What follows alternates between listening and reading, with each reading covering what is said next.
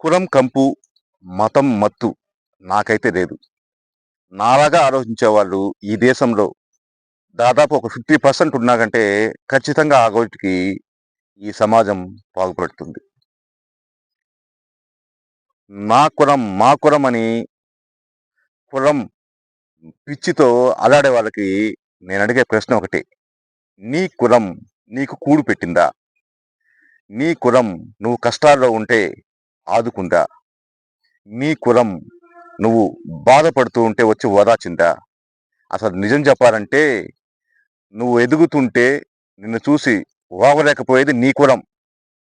సరేనా? నీ ఎనకే నీకు గోతులు తువ్వేది నీ కులం వాళ్ళే. అది గుర్తుపెట్టుకో. ఇక మతం, మతం అంటూ కొట్టుకు చచ్చే వాళ్ళకు నేను చెప్పేదొకటే. మనకు కావాల్సింది మతం కాదు. మంచితనం, ప్రేమించే గుణం. సరేనా? నాకు ఒక సంఘటన జరిగింది. అది మీతో పంచుకుంటాను.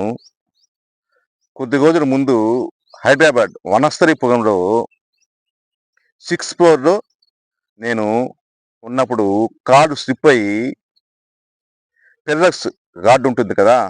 ఆ గార్డ్‌కు కారు తగిలి ఆ గార్డు 2 అడుగులు గార్డ్ నా కారులోకెళ్ళిపోయింది.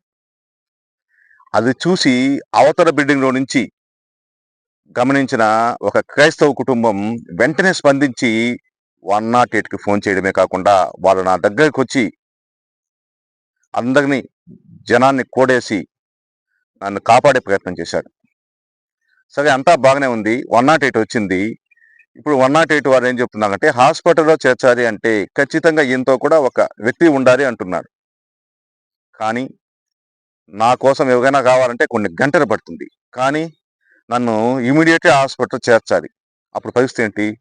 నా చుట్టుపక్కల 100 మంది ఉన్నారు. అందరూ హిందువులే. నేను కూడా హిందువునే. కానీ ఏం లాభం? ఏ హిందువు నన్ను ఆదుకోలేదు. నాతో కూడా వస్తానని చెప్పి ముందుకొచ్చి నన్ను తీసుకెళ్లారు.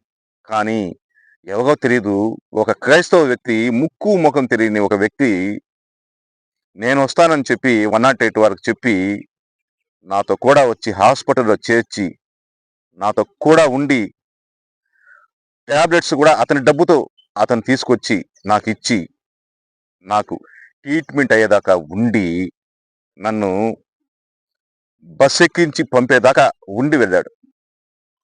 ఆ హాస్పిటల్‌లో ఎవరో ఇంకొక మహాతల్లి ఆమె కూడా క్రైస్తవురాలే. నన్ను చూసి, "నాయనా నువ్వు ఎవరో తెలీదు. ఎక్కడి నుంచొచ్చావో పాపము.